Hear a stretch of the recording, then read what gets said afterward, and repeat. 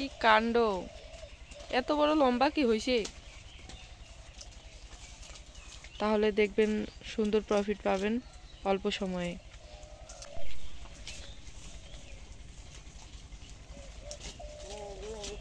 আসসালামু আলাইকুম, শুভ সকাল বন্ধুরা। তো সবাইকে নতুন ভিডিওতে শুভেচ্ছা এবং অভিনন্দন জানিয়ে শুরু করলাম আমার আজকের ভিডিও।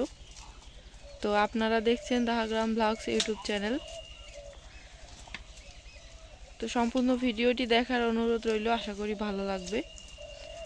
সকালবেলা ছাগলগুলোকে ঘর থেকে বের করলাম, করে ঘরে তুলছি। আর ছাগলের ঘরটা আমি গতকাল সন্ধ্যার বেলায় পরিষ্কার করে রাখছিলাম। আজকে শুধু ছাগলগুলোকে বের করলাম, বের করে খাঁচার মধ্যে বোঝাই করে ঘাস দিয়ে দিলাম। কাঁচা ঘাস ছিল অনেকগুলো, তো এগুলো ঘাসেই কিন্তু আজকে চলে যাবে দুপুর পর্যন্ত। তারপর কিন্তু আবারও ঘাস সংগ্রহ করবে আজকে, সেগুলো ঘাস আমরা খাওয়াবো। তো আমাদের ছাগলগুলো সবগুলোই এইখানে, শুধু 4টা ছাগল বাইরে বাচ্চাগুলা। আর দেখেন ছোট বাচ্চাগুলা কিরকম খেলতেছে। লাল বাচ্চাটা দেখেন খাইতে চাচ্ছে।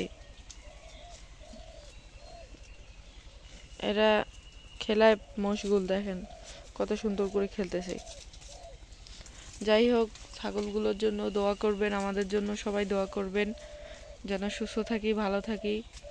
আমিও সবার জন্য দোয়া করি, সবাই ভালো থাকেন, সুস্থ থাকেন।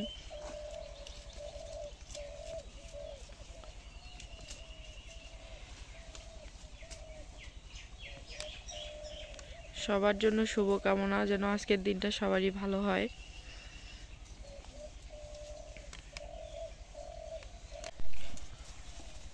যারা নতুনভাবে খামার করতে চাচ্ছেন বা নতুন উদ্যোক্তাদের উদ্দেশ্যে বলছি, ব্ল্যাক বেঙ্গল ছাগলের ন্যায় কিন্তু আপনারা কোনো ছাগলই পাবেন না। ব্ল্যাক বেঙ্গল জাতের ছাগল কিন্তু এই যে কাঁচা ঘাস বা যে কোনো গাছের ডালপাল বা পাতা, লতা পাতা, এগুলোতে বেশি কমফোর্টেবল মনে করে, সবগুলোই মানিয়ে নিয়ে খেতে পারে।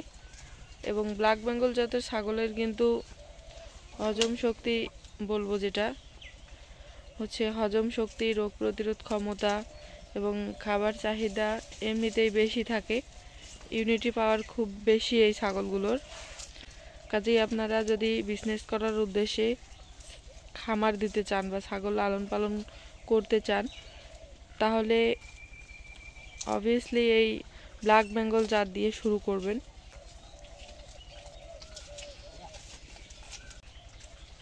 খুবই খচ্চর, এত খচ্চর, আটা বাচ্চা এরকমই।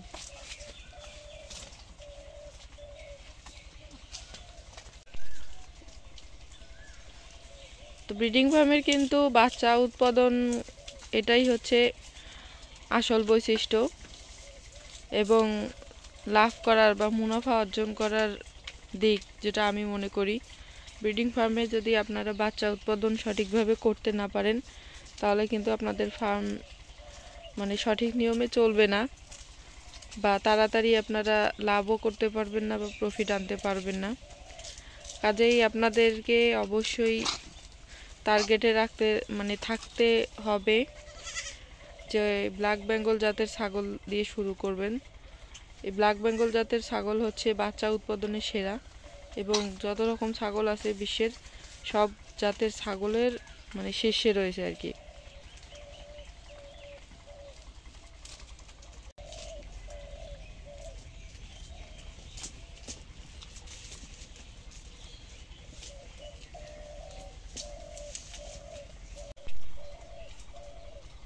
তো আমাদের খামারটার বয়স কিন্তু বেশি না,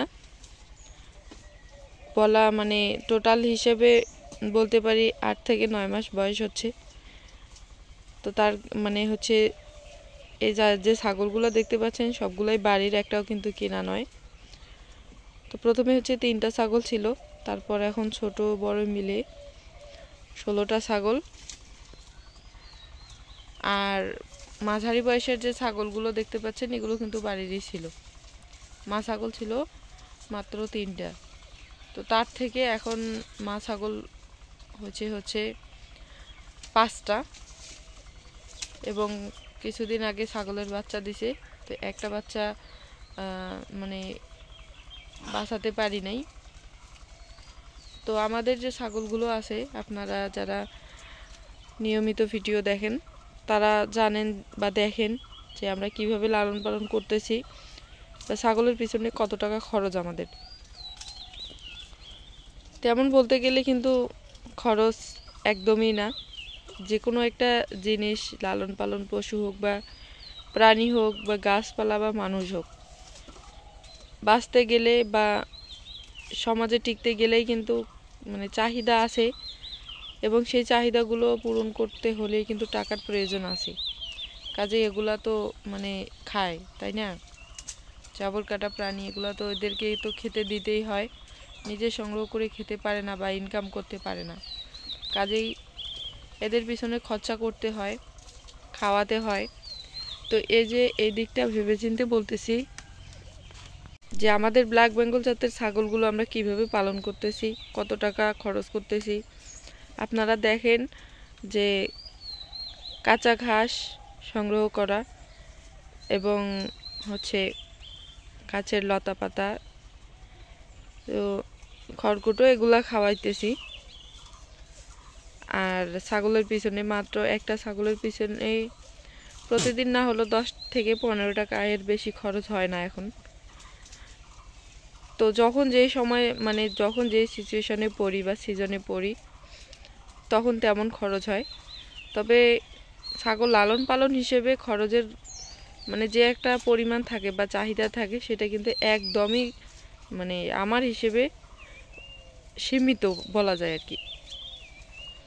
তো যারা মানে শহরে লালন পালন করে, ঘাস কিনে বা দানাদার খাবার কিনে বা ইত্যাদি আর কি, তারা জানে যে আসলে খরচ কতটুকু হয় বা কেমন পরিমাণে হয়। আর আমরা এই যে গ্রামে ঘাস সংগ্রহ করতেছি এবং মাঝে মাঝে ছাগল এই যে গলার রশি বা ঘর থেকে ছেড়ে দেই, তখন আশেপাশে যে বাঁশঝাড় আছে, গাছপালা, এগুলোর পাতা কুড়ে খায় বা ঘাস সংগ্রহ করে খায়, তখন হিসাবটা আলাদা। বা মাঝে মাঝে দেখা যায় যে গ্রামে যখন চাষাবাদ সব উঠে যায়, তখন আমরা ছাগল বেঁধে খাওয়াই বা বেঁধে রাখি বা মানে ছেড়ে দিয়ে রাখি মুক্ত চারণ পদ্ধতিতে, তখন হিসাবটা আলাদা। তখন আবার খরচের হিসাবটা একদম মানে শূন্য অবস্থায় আসে আর কি। তো এই জন্য বলতেছি, যারা ছাগল লালন পালন করবেন তারা অবশ্যই ব্ল্যাক বেঙ্গল দিয়ে শুরু করবেন। যেহেতু ইউনিটি পাওয়ার বেশি, খাদ্য চাহিদা এমনিতেই বেশি থাকে, তারপর রোগ প্রতিরোধ ক্ষমতা বেশি থাকে, বিধায় সচরাচর তেমন কোনো রোগপাতি হয় না, রোগবালাই, এবং ট্রিটমেন্ট বা ওষুধ মেডিসিন এগুলো বিশেষ তেমন একটা লাগে না। তবে মানে বড়সড় কোনো মানে হঠাৎ ইমার্জেন্সি কোনো রোগ বা অসুখ বিসুখ না হলে আমরা এই ছাগলগুলোকে ডাক্তারের কাছে নিয়েও যাই না, আবার দেখাইও না। তো এই ছাগলের যেহেতু ইমিউনিটি পাওয়ার বেশি, সচরাচর যদি স্বাভাবিক মানে সিম্পলভাবে যদি হাঁচি কাশি বা জ্বর সর্দি হয়, তো বাড়িতে ট্রিটমেন্ট করি, সেটাই হয়ে যায়। তো অবশ্যই টার্গেটে রাখবেন ব্ল্যাক বেঙ্গল জাত, এবং যারা নতুন তারা অল্প কয়েকটা দিয়ে শুরু করবেন, আস্তে আস্তে হয়ে যাবে। ধীরে ধীরে ছাগলের খামার বড় হবে, প্লাস এদিকে আপনাদের খামার করার যে একটা ধারণা অভিজ্ঞতা বা লালন পালন করার ধারণা অভিজ্ঞতা হয়ে যাবে। তো সীমিত দিয়ে শুরু করবেন, একটু সময় বেশি লাগলেও ধারণা অভিজ্ঞতা অর্জন হবে এবং আপনাদের ছাগল সুস্থ থাকবে, খামারও তার নিয়ম মতোই চলবে।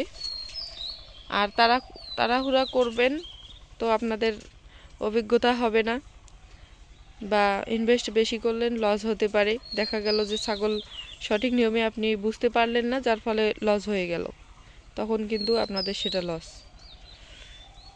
তো একটা কথাই আছে যে গাছ খুব মানে দ্রুত লম্বা হয় বা তাড়াতাড়ি বড় হয় সেটা কিন্তু খুবই দুর্বল হয় এবং ভেঙে যাওয়ার আশঙ্কা থাকে, অল্পতেই ঝড় বৃষ্টিতেই ভেঙে পড়ে। আর যে গাছ ধীরে ধীরে বাড়ে, আস্তে আস্তে বড় হয়, সেই গাছের গোড়াটা কিন্তু শক্ত হয় এবং প্রতিরোধ করার ক্ষমতাও হয়, কোনো ঝড় বৃষ্টি সহজে ভাঙায় না। তো সেই রকম হচ্ছে এই কাজগুলোকেও আপনি ওই সেম সিস্টেমেই নেবেন, তাহলে আপনি সফল হতে পারবেন। তো আপনাদের সাথে কথা বলতে বলতে দেখেন আমাদের ছাগলের যে আমি ঘাসগুলা দিছি খাঁচায়, সেই ঘাসগুলা দেখেন খেয়ে ফেলছে। আবার ছাগল এই নামে দে কি একটা অবস্থা, এই ছাগল আবার এই যে এই সমস্যা করে খুবই। দেখেন বাঁধি রাখছি এই পাশে, খাইতেছে ওই জায়গায়, আবার পায়খানা প্রস্রাব করবে ওই জায়গায়। তবে সব ছাগলই না, আমাদের এই লাল ছাগলটার অভ্যাসই এইরকম। এই অভ্যাসটা কিভাবে ছাড়াবো আমি ওইটাই বুঝতে পারতেছি না।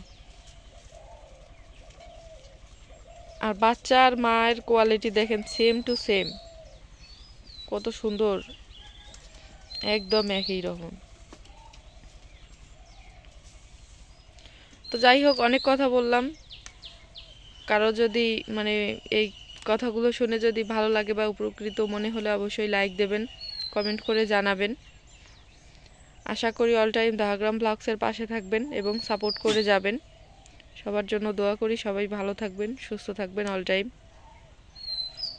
তো যারা যারা নতুন চ্যানেলে, তারা চ্যানেলটি সাবস্ক্রাইব করে দেবেন প্লিজ, এবং যারা অলরেডি দিয়েছেন তাদেরকে অসংখ্য ধন্যবাদ। দেখা হচ্ছে আবারও নতুন একটি বিষয় নিয়ে, নতুন ভিডিও নিয়ে। ততক্ষণে ভালো থাকেন, সুস্থ থাকেন। আল্লাহ হাফেজ, আসসালামু আলাইকুম।